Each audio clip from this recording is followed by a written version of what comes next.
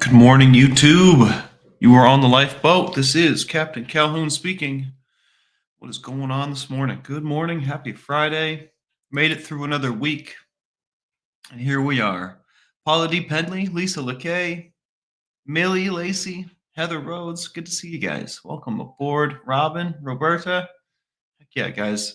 Feeling very tired today, but the coffee just got poured. I'm sure we can solve that here in just a sec. Definitely just a sec. It's very hot. But yeah, guys, welcome aboard. Feeling mighty strange this morning, but I'm not sick. I'm not entirely sure what's going on with my neighbor, but he was smoking last night and this morning. It's like I'm getting inconsistent results here. I wonder exactly what's going on. I remember. I can't remember what exactly was going on, but 4 or 5 months ago, maybe it was when I brought the roach thing up to the office. They offered me to move to a different apartment on the other side. I wonder if that's still available. I feel like I live above a bar, you know? Obviously, I'm being dramatic. It's not like there's constantly smoke below me, but um, only when it matters, right? Only when I'm going to sleep and waking up are my lungs full of smoke. So that's great. So maybe I'll inquire about that. I don't know. Don't know. Part of me thinks, it's not really that big of a deal, right? So many other things could be going poorly. So whatever. Maybe we'll just chew on that for a little while and think on it. Continue to update the office. But in other news, this weekend it's gonna be mighty relaxing. And then we're gonna go full bore. I'm gonna double the amount of work on my plate. But that's intentional by design. I've been practicing, been getting ready, getting preparado to do so. Um, Part of not sleeping very well, I'm treating as practice, even though it's not intentional. I'm probably going to get less sleep next week. So, attempting to do all of the things I need to do on less sleep and seeing how it goes. It seems to be going well. So, I'm okay with that. Kristen Melinda, what's going on? Barbara, hello, hello. Cindy G.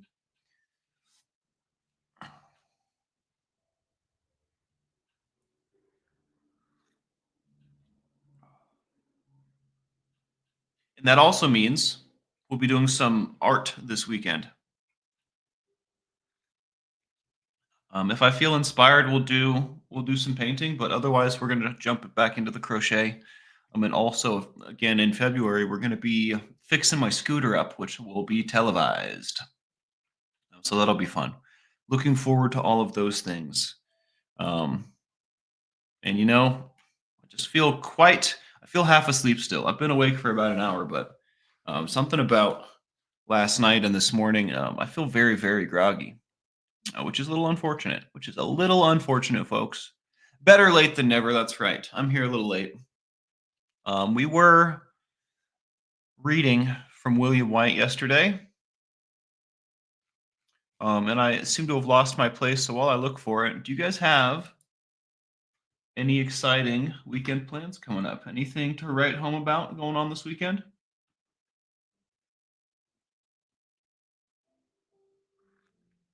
I'm doing all right. Love it. I've definitely been better. I don't feel very sick today, which is good. But I feel like I didn't sleep very well, or I just haven't woken up yet. One of the two. I'm not feeling 100% awake. I'm definitely feeling like a drag. I feel like I'm dragging. There we go. Like a dragon. Yeah. Feel like a dragon. Millie says, this afternoon at work from home had me full of rage and struggling to control it. And 4 minutes in, you already got me calming down. Well, that's good. That's definitely good. I come from angry stock myself. I have no problem just blowing some gaskets.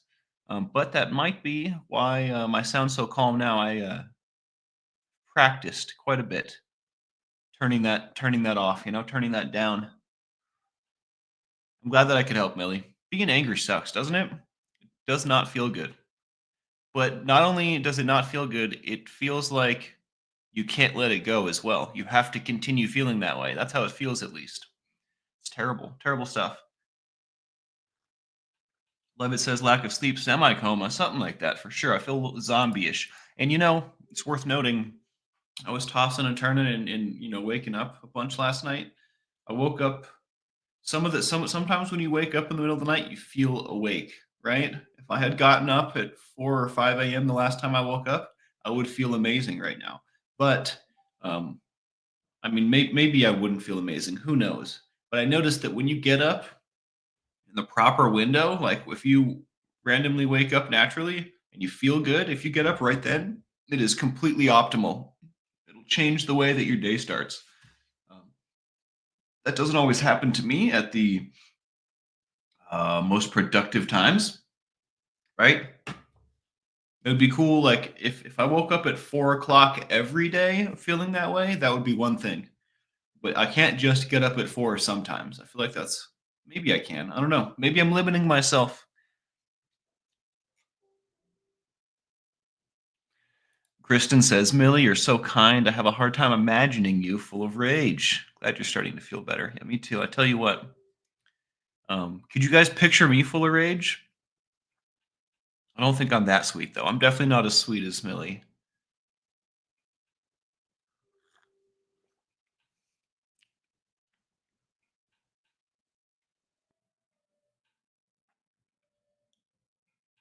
Love it says yes. That's so funny. DS Kitty, hello, hello. Love it also says, wonder if anger is akin to recovery, partly because it's raw emotion versus the grind. It's a curious thought. It's a curious, curious thought. I think that anger definitely teaches us things. Um, and I think that often in recovery, anger is the face that is worn. Not always, right? But I think that they kind of walk down the same path pretty frequently.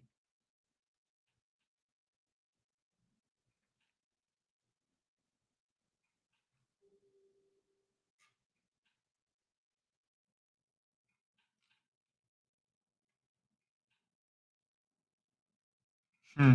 I'm reading through the headers in this William White paper, and they are the same as they've always been, but I never remember reading them because of the language that he uses. It's hard for my brain to log like where we've been. What are the essential defining ingredients of the recovery process? I don't remember reading this, but we 100% did because the first thing it says is recovery folklore. Boom, boom, boom. Yesterday, we were talking about the ideal definition of recovery being broad enough to embrace both. Oh, this was a few days ago. To embrace both transformative, like sudden psychic shift kind of happenings, as well as working very hard every day at recovery kind of style of recovery.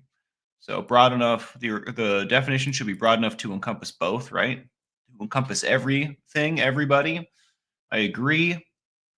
Does it recovery from a substance use disorder require complete and enduring abstinence? I believe this is where we were yesterday. Although I don't remember reading any of this, so maybe we'll just start at the top, huh?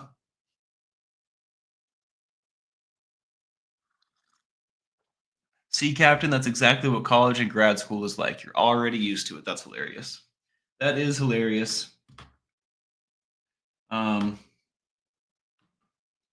I want to complain about the language, but they're just smart people using smart words. It's fine. It's fine. Love it says maybe anger is healthy, but it's what we do with it. I mean, being drink, numb for so long. How to balance? I think that anger is just an emotion that we express. It can be expressed healthily as well as not healthily, but inherently, I don't think anger is negative or positive. I think it just is. It's just a part of us. It's one of the ways that we express certain things. It's one of the ways we experience, right, certain things. I mean, all of our emotions have a purpose, in my opinion, right? Um, and most of them are signals. They're signals for our brain to say, hey, to us have like a what is it, an introflective thought? Hey, why is this happening? Hey, what's causing me to be angry? Right? How can I not be angry next time? How can I express this anger productively without hurting myself and others? Right? How can I? One of my things was always like damaging like my property or like damaging just anything in my vicinity, right? Breaking a chair, putting a hole in the wall, something that is mine, like my guitar, or like, God forbid, my guitar, but like something that I care about, just absolutely destroy it.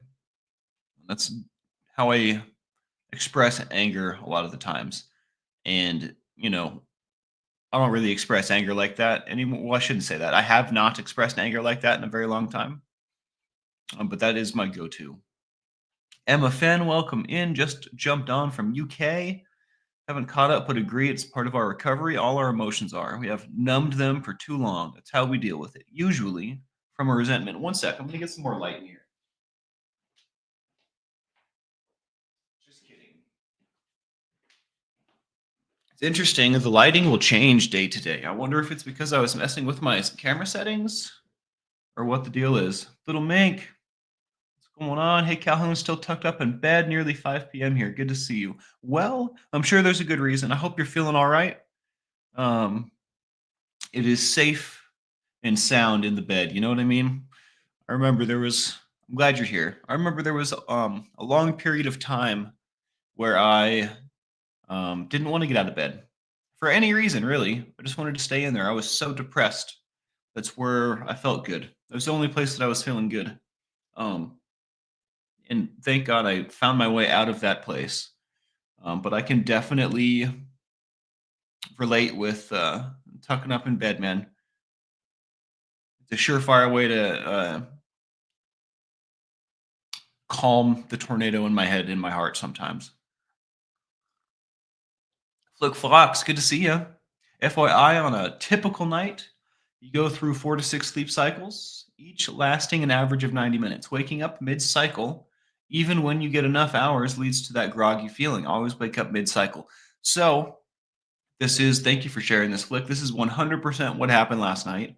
And it's because of I'm having a little bit of tooth pain, right? So we know what's happening. We can solve, we have a solution. So moving forward, it should be pretty easy for me to fix that for myself.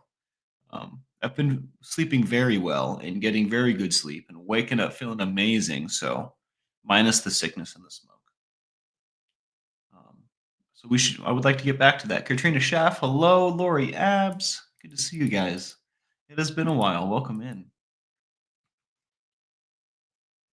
Cindy says, I had someone tell me the difference between abusive person and angry person was what they destroyed. Interesting. If they just took anger out versus he only destroyed my items. Interesting. Yeah, I would be very when I get I don't really currently get this way. When I was in headspaces like this, I definitely would like hyper focus on my things. Because part of me was definitely conscious. Like I don't want to hurt other people. I don't want to hurt things. I just need to do something with this emotion. So it's interesting. It's very, very interesting. I usually it's hard for me to wrap my brain around hurting a person unless they like really really deserve it. And again, that's the second part of that statement. Is it up for to me to decide who deserves what? No, it's not. So but when I was younger, I would get in fist fights. But I had to in my head justify it before I was capable of doing so. I had to be a bad person or someone I perceived as bad.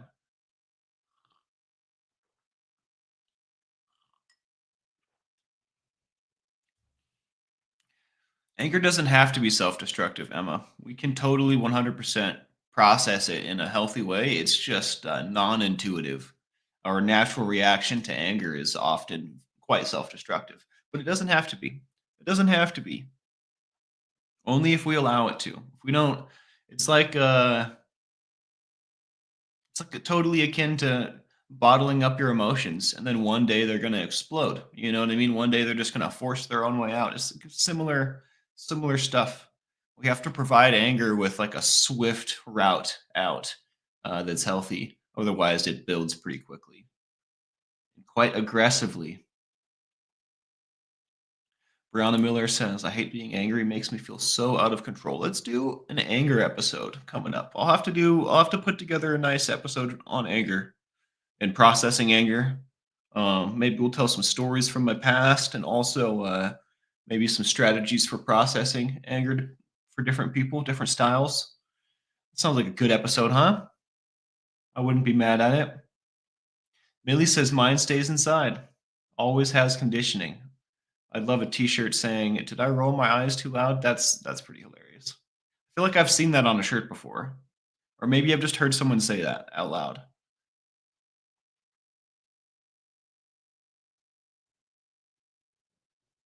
Caitlin says, I love using anger to fuel a great workout. Me too. One of my favorites. One of my favorite outlets for sure.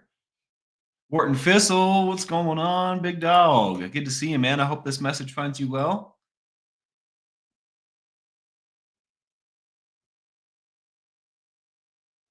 I love this quote. I can't remember where I've heard this before, Emma, but this is so good.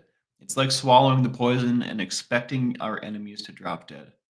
Meaning holding on to anger hurts us rather than those we feel anger for. 100%. Couldn't have said it better myself. An angry kitchen clean, also one of my favorites. The dishes will meet their demise, you know? They will meet their match when I'm angry.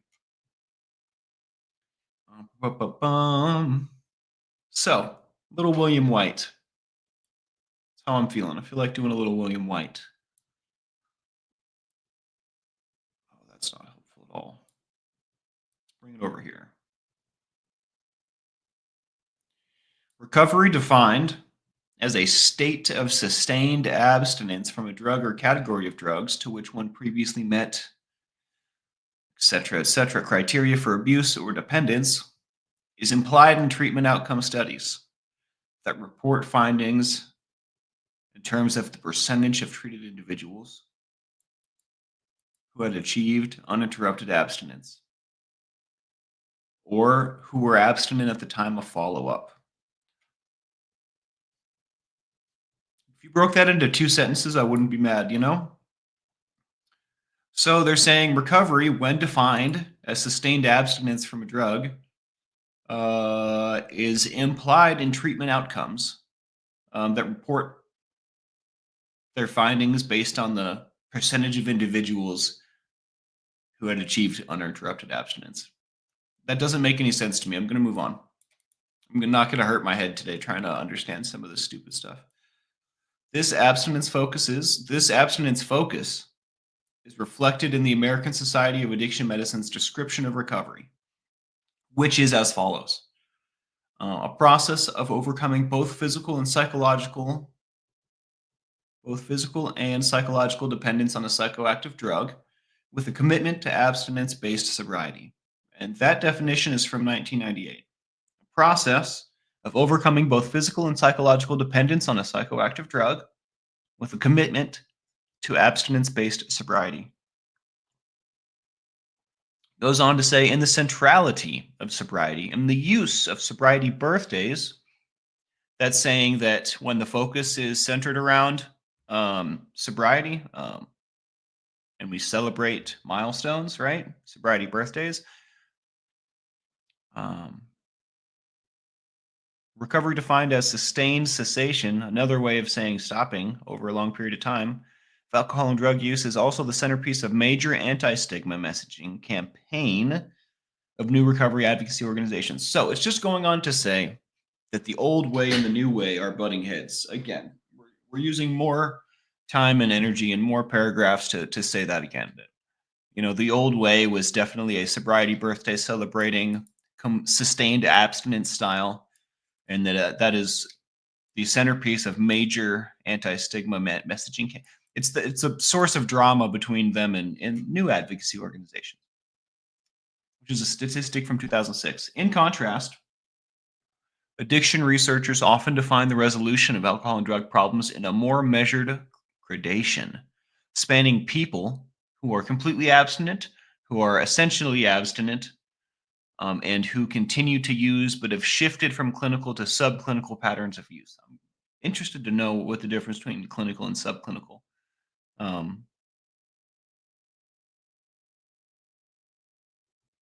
So he's saying that in contrast, addiction researchers will often, describe this stuff um, in ways that will apply to, help a broad measure of people, right? Not just people who are completely abstinent, but also those who are essentially abstinent. It defines that as low volume of consumption on rare occasions that result in no measurable problem. Also, thirdly, people who are continuing to use but have shifted from clinical to subclinical patterns of use. We're going to define that in a second. I don't know how to define that at the moment. And fourth, people who meet a certain criteria for abuse and dependence, but at lower problem levels of severity. And also, I guess, a fifth, people who use and relate problems. People who use and related problems have remained unchanged or have even gotten worse. So that's neat. That's the kind of research that I'm interested in. Research that spans all of us, right? Not just those of us who are succeeding, those of us that are struggling, those of us that are getting worse. You know what I mean? That seems like a complete research to me, whereas the rest of it kind of seems ridiculous. If abstinence is a defining element of recovery, then a moderated resolution, moderated meaning a measured, right? Something we can control, resolution of alcohol and drug problems would, by definition, not constitute recovery. I'm going to go through that again. That was a little hard to understand as well. If abstinence is the defining element, then a moderated resolution would, by definition, not constitute recovery. Now, this is the meat and potatoes for sure. If abstinence, this is why AA believes what it believes. This is totally like the back room of their thinking, right? So if abstinence is how we define recovery, then if you're working on it, you're not recovery, right?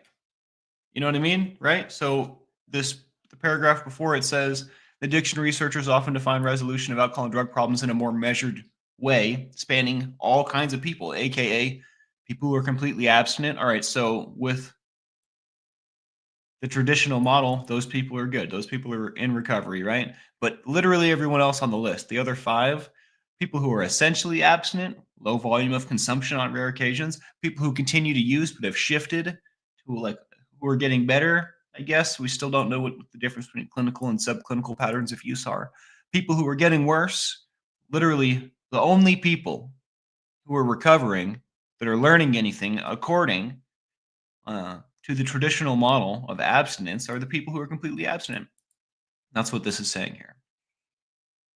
The problem is that such a definition flies in the face of a growing body of evidence that such moderated outcomes are possible for many people with mild to moderate substance related problems, as well as for a much smaller percentage of people with substance dependence.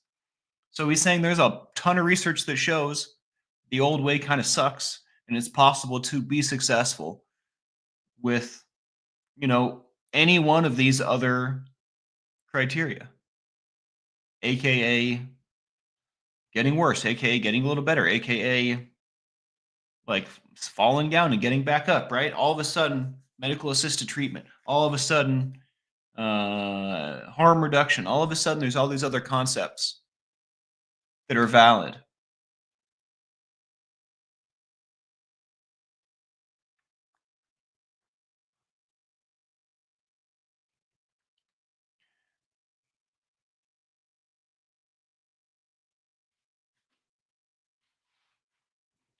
Just reading a little bit of ahead. So just reading a little ahead so I don't get stuck.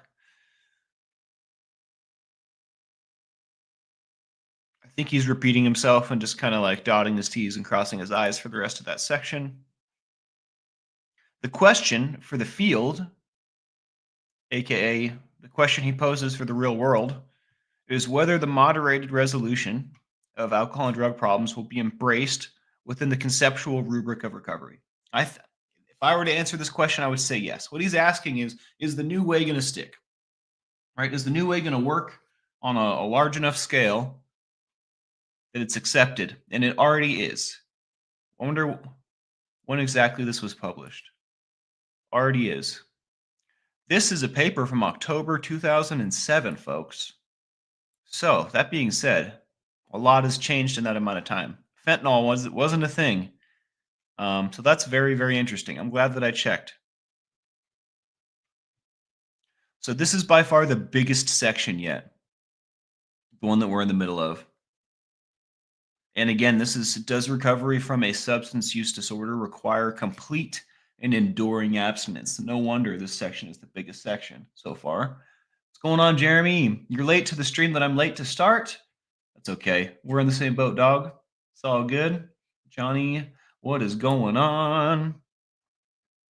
What's going on? I wonder what was going on in the world of 2007.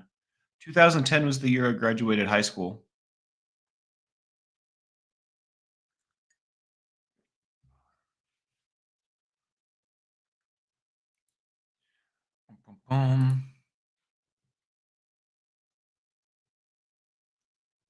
Catching up. Where the heck were we? Reactions. 20 such suggestions. So the suggestion we're referring to is moderated resolutions of alcohol and drug problems being embraced, aka harm reduction, aka medical assisted treatment. You can insert a lot of stuff right there, but that's what we're talking about, right? Reactions to any such suggestion are likely to be very strong from the field's professional and recovery advocacy constituencies, which I can understand why. We've been operating under the assumption that that wasn't the way that things worked for a very long time with this very impactful issue for people, right? That we don't really understand, that we're struggling to solve. So I can only imagine that people in this industry, right, in the medical and professional side of addiction recovery, would be pretty colorful in their response to such suggestions. But I think if you give it a chance, you might save more people. I don't think that I'm gonna say some things that are my opinion solely right now. I think that a lot of rehab centers are more focused on making money than they are on helping people. I don't think that helping people, I mean, again, everyone needs to make a living, right? But I don't think people should be helping people for money. I don't think that's how that should work. I think that that is a conflict of interest on like the most base level. Like that's as conflict of interest as you could possibly get, in my opinion. So again, everyone needs to make a living, and the lights don't keep themselves on. I friggin' get it, but you shouldn't be helping people because it pays your bills. You should be helping people because you want to help people. Otherwise, you're doing it it's all for the wrong reasons. That being said, I understand these people, probably are pretty opposed to this idea initially. Obviously, over time, it's going to prove its merit, as it already is. So we'll just have to see. The source of such resistance, he goes on to say, is often attributed to Alcoholics Anonymous, but such attribution is erroneously placed. Wow, mind blown with that last sentence. Tell me more, Mr. William. Tell me more. Moderation was a strategy that had not worked for early AA members, but they made no effort to deny that option to others. In fact, they encourage it. In my experience, why don't you go out there and do a little bit more research? If I ever talked back in any way, shape, or form, they'd be like, why don't you go out there and find out? Why don't you go have some drinks? It was quite ridiculous. And in fact, I was quite offended when they would say things like that to me. It's like, didn't you just finish telling me this was life or death? How dare you? You know what I mean? Anyways. But such attribution is erroneously placed. Please explain. Then we have a certain type of hard drinker. We may have the habit badly enough to gradually impair myself physically and mentally. It may cause me to die a few years before my time. If sufficiently strong reason, ill health, falling in love, change of environment, or the warning of a doctor becomes operative, this man can also stop or moderate, although he may find it difficult and troublesome and may even need medical attention. That seems like it's right out of the big book. In fact, it is. That's page 31 out of the big book. Thankfully, I paid attention in the bibliography, the class where we learned how to cite our sources. I paid attention. He's going to go on to quote the big book a couple times here, it seems. If anyone who is showing an ability to control his drinking can do the right about face and drink like a gentleman. Oh, I know this. I know this sentence like the back of my hand. Our hats are off to him. Heaven knows we have tried hard enough and long enough to drink like other people. So he's citing these two sentences to explain why. Where is it? Why allegedly why this resistance, the attribution of such resistance is erroneously placed on AA. I'm having a hard time following that line of thought. Let me read some more.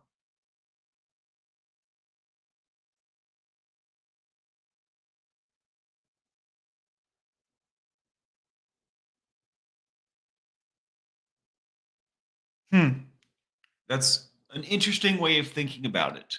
He is saying that because this is what it says in the big book, that's proof that the big book is not opposed, or AA as a group is not opposed to these new methods.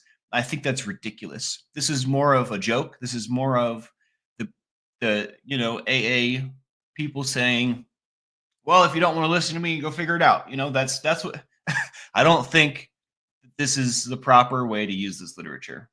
Personally, I don't think that William White ever really went to AA. I don't think that people ever told him to do more research. So I see what he's saying, but I think he interpreted these two passages from the big book completely wrong, in my opinion. AA makes no claim that the experience of its members constitutes a universal truth applicable to the broader universe of alcohol and drug problems. I'm going to read that again in my head because I think he's also wrong there.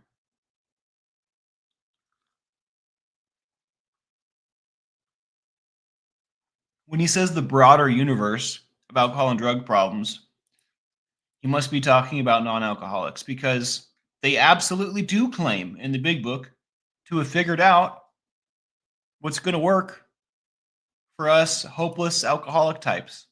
They absolutely claim that. And in fact, if you're asking me, I'd say that they have found that 100%. They figured something out. That's for damn sure. So I'm having a hard time with these past couple passages because I'm not sure that I agree at all. But it's not a factual paper; it's a medical journal, right? He's proposing things. He's putting ideas out there for us to chew on, right? So it's okay. We don't have to agree. It just gives us stuff to talk about, think about, talk about. Four Horsemen, welcome in. Big things in the works, huh?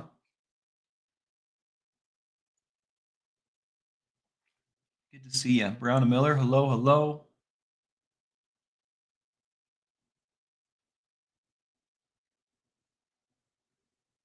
I keep speaking of Ozempic, I keep getting ads on my music apps because I don't pay for them, so I get ads. I keep getting Ozempic ads, and it's not necessarily Ozempic ads. It's there's a new class of drug, and they're advertising drugs like Ozempic, but they're completely doctoring it up in a way that makes it seem like a weight loss drug. In fact, they're advertising it as a weight loss drug, but that's not what it is. Isn't that diabetes medication? Am I crazy? Is the world going crazy? All of a sudden it's not only are the pharmaceutical companies doing this, but it's becoming socially acceptable for us to take diabetes medication for weight loss. Are you kidding me? That's my opinion. Again, I hope I'm not offending anyone, but that is wild to me. Do we have an unlimited supply of this stuff? I don't think so. I think aren't there people that need their diabetes medication they're going without because now it's their medication is being sold to rich Hollywood jerks? Am I am I completely missing the mark? I really hope I'm not pissing off my friends, but this is my understanding.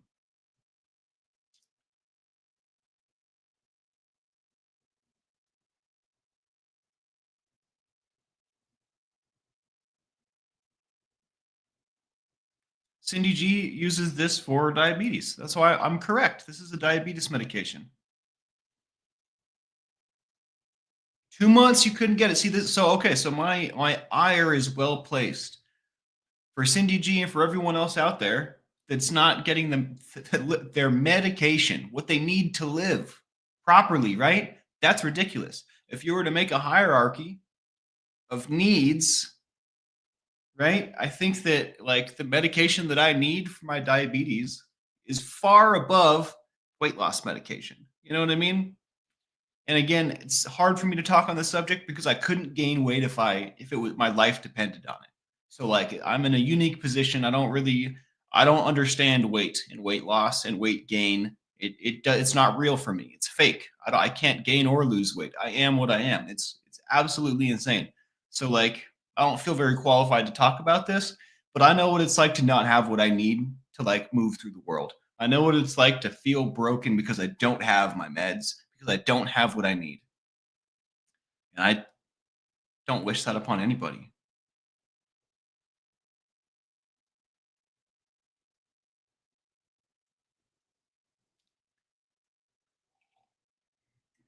Robin Miner says those drugs are proven to help people with heart, kidney function, and other issues. Well, that's interesting.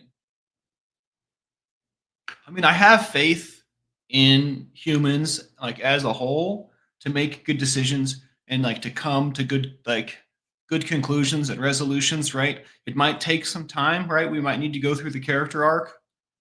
But I have faith that we'll figure this kind of stuff out. But when I like start hearing the ads, like marketing it as a weight loss medication, that like doesn't make me happy, and it also like makes me feel like we're going in the wrong direction with that. Right? Am I crazy? I don't think I'm crazy.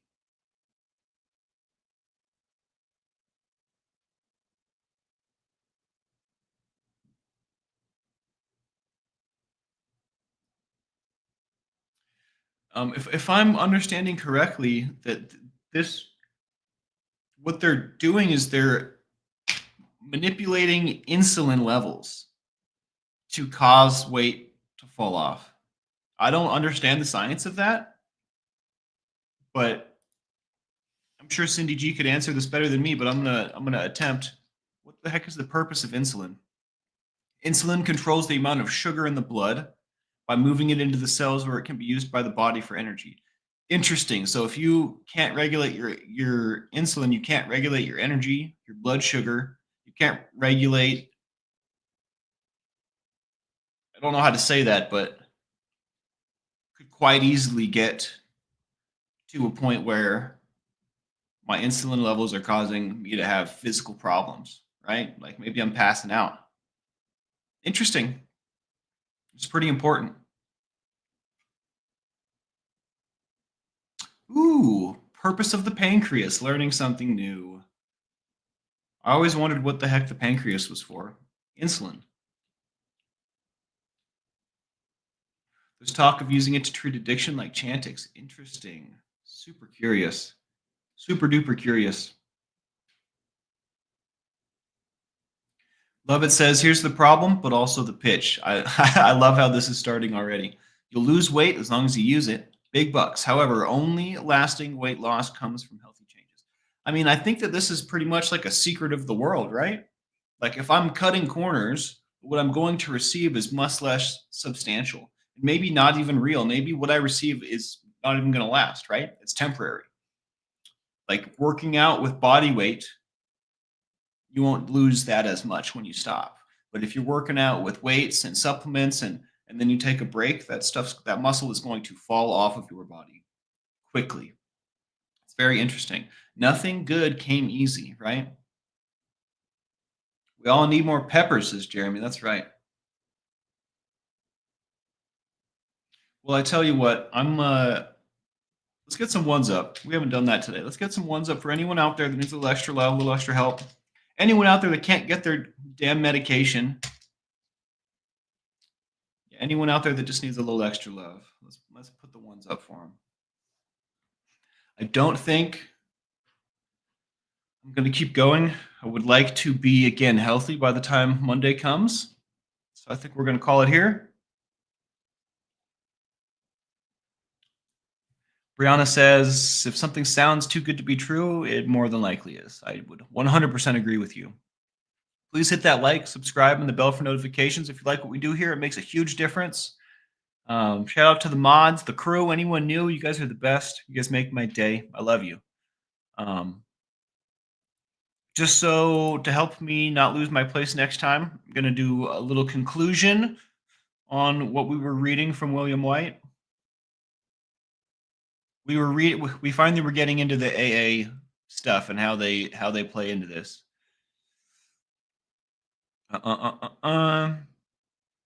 By distinguishing themselves from problem drinkers, early AA members defined their own recoveries in terms of abstinence because that is what, in their experience, had been most successful. Ironically, scientists are using the latest research findings to reconfirm AA's distinction that, in modern language, everyone who has alcohol and drug problems does not suffer from addiction brain disease. I like that a lot. We're going to leave it on that note. Thanks for hanging out with me this morning, folks. I will end up seeing you tomorrow morning. And tomorrow is technically the weekend, so we're also going to do some creativity tomorrow as well. I'm going to do everything I can to get my voice tip-top today, so tomorrow we can go full bore, all right? Much love to all of you. Thanks for hanging out with me. This has been The Lifeboat with Captain Calhoun. Bobby Jeans asks, is there a set time for your show? I like 2 p.m. Mountain Standard Time, which would be 4 p.m. Eastern, but I'm not sure we're going to keep that. That's what was working for me before. Like next week, I'm going to be working with the union every day of the week. So midday, I'm going to be tied up. So we're going to do like a super early morning show for this next week. And then we're also going to probably do creativity in the evening or creativity on the weekends. I'm not going to be working with the union every single day, right? The work with them comes in bursts. This just happens to be a particularly large burst of work. And I got to take it because otherwise I'm going to look back on the days when I could have been working like I should have worked those days. So next week's going to be a little interesting. We'll have the early morning. We'll do this a couple hours earlier than we normally do. And then we might have to do the creativity on the weekends or maybe in the evenings, like before or after my dad's show. So that's the plan. If you guys have any suggestions, if there's some times that you can make it, if there's some times you can't make it, let me know in the comments. Email me at tlbcalhoun@gmail. Whatever floats your boat, get into contact with me. Let's talk about it. If there's any topics that you would like me to cover, I'm going to be putting together an anger episode. I think that's a long time coming. I think we deserve that. But yeah, please let me know any thoughts, suggestions, questions. Much love, everybody. See you tomorrow, all right?